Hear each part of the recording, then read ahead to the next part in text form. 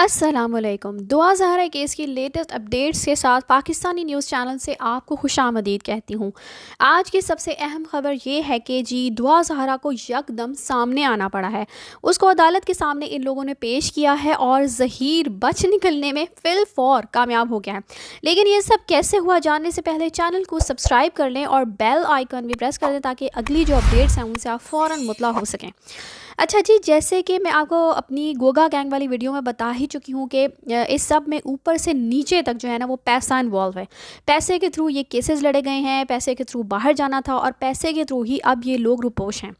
तो हुआ कुछ यूँ है कि दुआ ज़हरा लाहौर की मकामी अदालत में पेश होती है और वो वही रट्टू तोता बन जाती है और कहती है कि मुझे वालिदैन से जान का ख़तरा है, मुझे शदीद ख़तरात लाहक हैं कि वो मुझे मार देंगे, मैं कराची किसी सूरत नहीं जाना चाहती, इसलिए चंद दिन के लिए मुझे लाहौर के किसी दारुल अमान में भिजवा दें।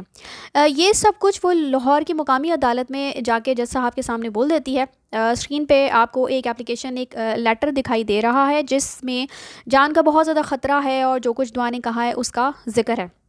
अब सवाल ये बनता है कि पहले तो लाहौर में ज़हीर के साथ दुआ बिल्कुल सेफ़ थी, लेकिन अब लाहौर में भी उसको जान का जो वो ख़तरा हो गया और दुआ के मुताबिक लाहौर के किसी दारुल अमान में उसे शिफ्ट किया जाए। तो अब क्या आप या मैं ये सब मानने के लिए तैयार है कि ये जो सारा उसने बयान दिया है वो उसका अपना बयान है?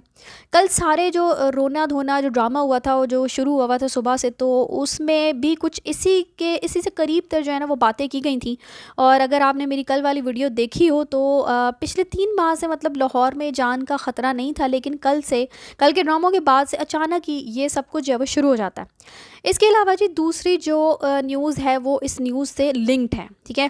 आप मेरी कल वाली वीडियो ज़रूर देखिएगा जिसमें ड्रामेबाज के ड्रामों का जिक्र है और वो ड्रामे क्यों किए गए थे, उनका मकसद क्या था। अब जो सारी कड़ियाँ हैं ना वो आहिस्ता आहिस्ता मिलना शुरू हो गई हैं। तो अच्छा जी, तो कल मैंने आपको बताया था कि ज़हीर को बहावलपुर की जो अदालत है वहाँ से प्रोटेक्टिव बेल नहीं मिली, लेकिन इन लोगों ने अब अपनी जान तो ज़ाहिर है बचानी है। तो वो कहते हैं ना कि खिड़की में चूहा फंस गया, तो चूहे ने फंसना तो वही है, लेकिन वो बस भागता फिर रहा है कि किसी तरह कि मैं उसमें फंस ना जाऊँ। तो फिर यहाँ पे एक गेम खेली गई है और वो गेम ये है कि ख़बर तो मुझे खैर रात को ही मौसूल हो गई थी, लेकिन मोस्टली मेरी कोशिश ये होती है कि जब 2-4 ख़बरें इस केस से मुतालिक मुझे मौसूल हो जाएँ तो फिर मैं इस पे वीडियो बनाऊँ। तो बहरहाल जी, मोहम्मद मुनीर नियाज़ भडेरा जो है वो एडवोकेट हैं जिनके थ्रू जो है ये लोग मुल्तान की अदालत में पेश होते हैं और वहाँ पर 22 तारीख तक ज़हीर को प्रोटेक्टिव बेल मिल जाती है, ठीक है। मैंने आपको बताया था कि ज़हीर के जो वकला हैं, जो उसके इर्द गिर्द लोगों का जो झूठे लोगों का टोला मौजूद होता है, उन्होंने उसको मशवरा दिया था कि जब तक चालान जमा नहीं हो जाता ना, उससे पहले तक आपने पुलिस से ख़ुद को बचा के रखना है। और चालान जो है उसमें ये भी पता चल जाएगा कि कौन सी दफ़ात तब तक शामिल हैं, तो ये सारी चीज़ें जो हैं वो सामने आ जाएंगी।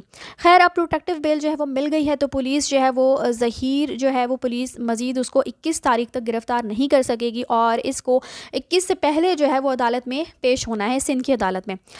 फिर इसको वहाँ से हो सकता है कि अबूरी ज़मानत भी मिल जाए, मज़ीद कुछ दिन की, जो हर बंदे का राइट होती है, क्योंकि अदालत जो है ना वो इस मामले में काफ़ी लीनियंसी दिखाती है। और फिर उसके बाद ये होगा कि जज साहब जो है वो नोटिस देंगे और दोनों तरफ के वकला को कि वो इस पर आएँ और इस पर जो है वो अपने वकला को जो है वो नोटिस देंगे और जितने मर्ज़ी दिन का वो नोटिस जारी कर सकते हैं और वो कहेंगे कि आप आएँ और इस बेल के लिए पेश हों और इस पर दलाइल दें।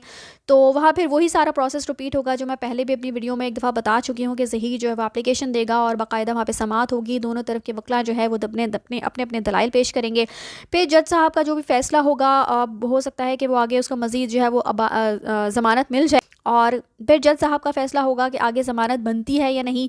तो अगर तो बनती है तो वो प्री अरेस्ट बेल होती है और फिर डिपेंड करेगा कि वो कितने दिन की होगी, और अगर मज़ीद बेल नहीं मिलती तो फिर ज़ाहिर है कि लाठी जेल जो है वो मुंतज़िर होगी।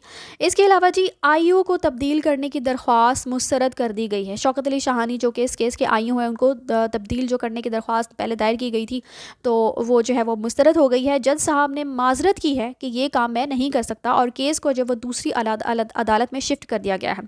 यहाँ पे बताती चलूँ कि किसी भी केस में अगर जो तफ्तीशी होता है, तफ्तीशी अफसर जो होता है वो दरख्वास्त गुजार उससे सेटिस्फाइड ना हो तो उस तफ्तीशी अफसर को चेंज किया जा सकता है, लेकिन यहाँ पर ऐसा देखने में नहीं आया। उधर जो मजिस्ट्रेट रिजवान की अदालत में दुआ को पेश किया जाता है और वो ये कहती है कि मेरी जान को ख़तरा है, मेरे वालिदैन मुझे मार देंगे, मेरे रिश्तेदार मुझे कत्ल कर देंगे, मुझे कराची जाने पे मार दिया जाएगा। अब आप सिर्फ इतना नोट करें कि CDR से प्रूफ मिल चुका है ज़हीर दुआ के अगवा के वक्त कराची में मौजूद था।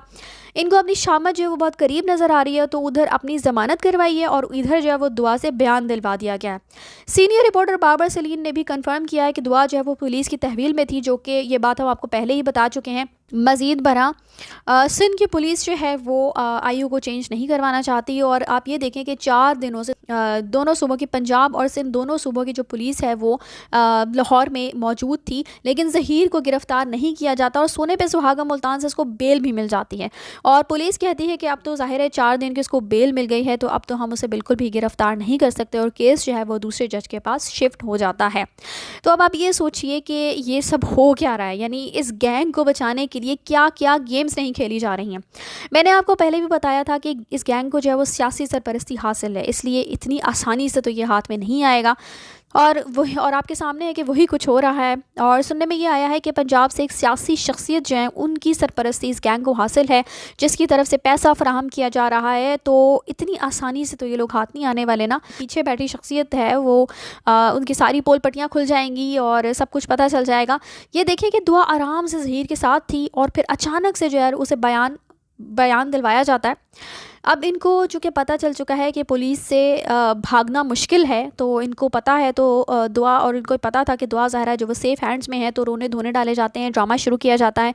और मेरी समझ से बाहर है कि दुआ जो कि माइनर है और एक केस चल रहा है, वहाँ से सब कुछ जो है वो अदालत फ़ैसला दे चुकी है इस चीज़ का कि दुआ माइनर है, उसके स्टेटमेंट की कोई वक़्त नहीं है। तो इस गैंग ने सिंध गवर्नमेंट को भी डायरेक्ट टारगेट किया है और ये कहा है कि जो शहला रज़ा अगर शेल्टर होम जाने में, सारी शेल्टर होम के अंडर में आता है सिंध का, तो वो जो है वो भी बहुत बुरा करेंगे, इसलिए वो वहाँ पे भी जाने के लिए वो है सेटिस्फाइड नहीं है। तो जबकि आप ये देखें कि ये शहला रज़ा साहिबा जो वो डे 1 से दुआ की बाजियाबी के लिए खड़ी हुई हैं, लेकिन यहाँ बात फिर वही आ जाती है कि सियासी सरपरस्ती की बात आ जाती है कि पंजाब गवर्नमेंट से कोई बंदा है जो कि सब कुछ के पीछे है और वो सब कुछ फराहम कर रहा है, और ये ताकि सब कुछ छुप जाए और पता ना चल सके कि ये लोग कैसे लड़कियाँ जो है बेचने का जो मकरूह धंधा है जो वो करते थे।